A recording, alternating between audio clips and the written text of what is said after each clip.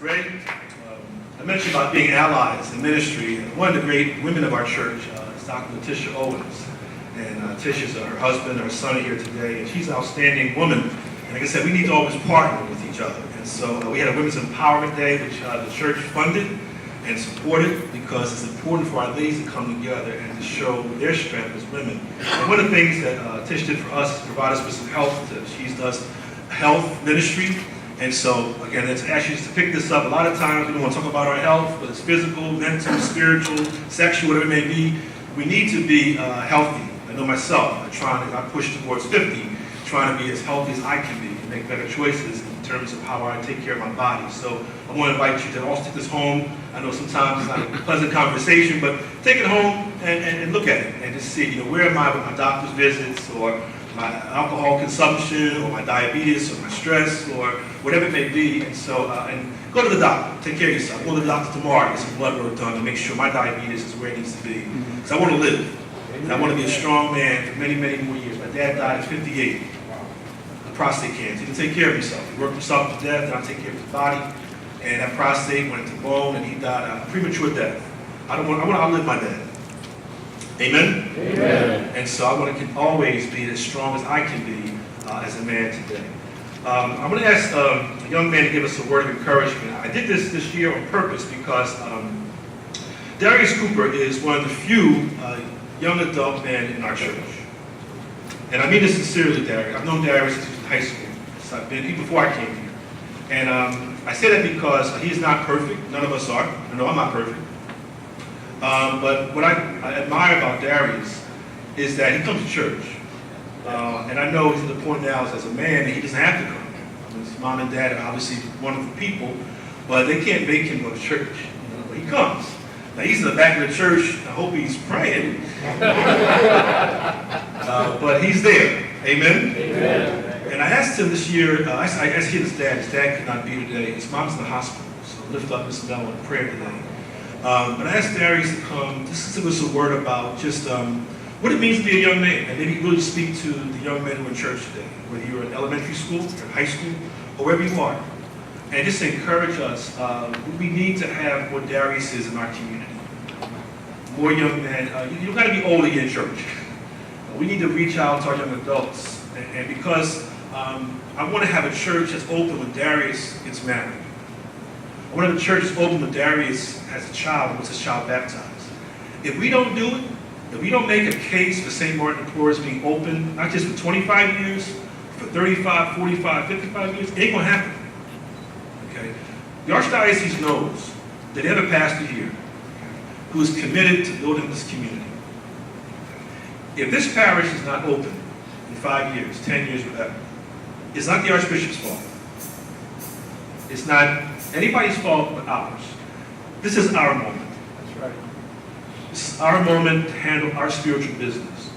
We can talk about what we want, but I don't want to come one day and look up and say, well, what time is Mass? We don't have Mass here. Go down someplace else. It's happened in too many black churches in our Archdiocese. That cannot happen here. It won't happen here if we stay woke and stay aware and stay relevant. Okay? And so, young man, come up here and just encourage us a word about your dad, about a word to you. Okay? Young brothers here, why you come to church, why you graduate from college, why you work every day, what it means for you to be an example of a strong black man. Let's give a round of applause to Darius. One thing Father Thorne had wrong, my mom and dad still, to this day, force me to go to church. At 25, my mom would wake up and say, "You're not going to church?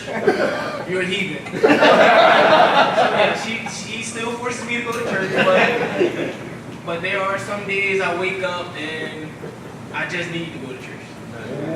Yeah, I've known a lot of you since I've been 6, 7. To this day, y'all stop me, ask me how I'm doing, how's work, how if my mom's not there, how's my mom, how's my dad, how's everybody doing? It's like I have a bunch of fathers. It is. And to me, it means a lot. Because a lot of you know, growing up in North Philadelphia, it's hard. It is. You may not see tomorrow. You may not see the rest of the day, honestly. And I thank all of you. I do. It means a lot that y'all take the time to even ask us, not just me, ask any young adult, any young man, how you doing? How many people can say they do that? How many young adults can say, I can go to church? If my dad not there, my mom not there, somebody's gonna ask me how I'm doing. It means a lot. Now my dad, he painted the book. He is. I love him. I do. Me and my cousins, my friends, if he see you as family, he'll give you one of his famous hour-long talks. He'll give you an hour-long talk. He'll make you sit there and think about what you're doing, what you want to do. Is it important? Is it going to benefit you and your family? It's never is it going to benefit just you, yourself.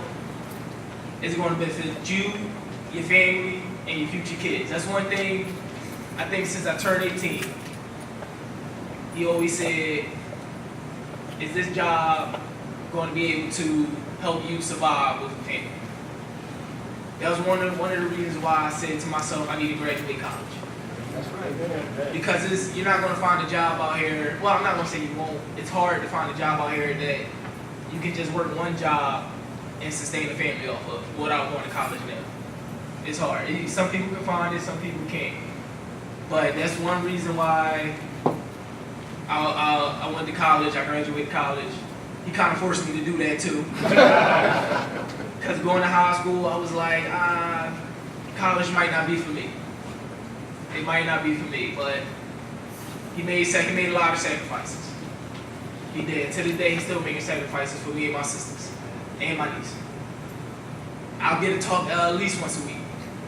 Yeah, it's an hour I probably won't get back. And it's usually the same thing over and over again, but I just know he's trying to drill into me to be a better man. Because he never and one thing he always say to me, I want you to have better than me. I want you to do better than me. I don't want you growing up in this neighborhood where some people selling drugs on the corners. You go outside, you see trash on the street, but then you go to another neighborhood and it's clean. He said, I don't want that for you. I want your kids to grow up in a better neighborhood, go to a better school, go to a better college, go to a better high school. And it means a lot. Because everybody don't have that person in their life that's going to force them to do better. And I mean force you, because it's easy to fall into a place where you're comfortable. You don't want to do too much. So you always need that extra kick. And everybody don't have it. And it means a lot. Because I know a lot of you do the same thing for me. A lot of y'all here. Y'all make sure, y'all say, a lot of people ask me, you going back to school? No. I hated school. I did. But honestly, thank you. Thank all of you. Happy Father's Day.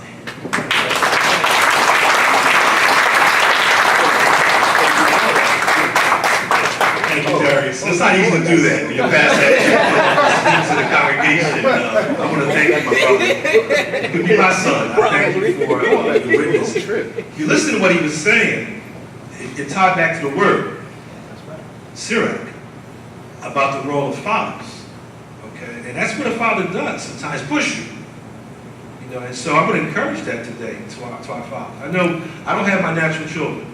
I've chosen a life. I was called to a life where I don't have that. I claim this day as my own too. And part of my fatherhood is this community. So I think I don't mind pushing people to excellence. Because I push myself. You don't give God junk. You give God the best. That's right. Okay, you give God the best. That's why we start on time. That's why we call ourselves a financial stability. That's all the things we do here, because you don't give God mess. And so the same your dad pushed you and still pushes you, we got to push each other and make sure we're doing the very best we can be by ourselves to our God. Amen? Amen. Okay. Once again, I want to thank you so much. I want to thank Brother over here for Daryl for providing food for us today.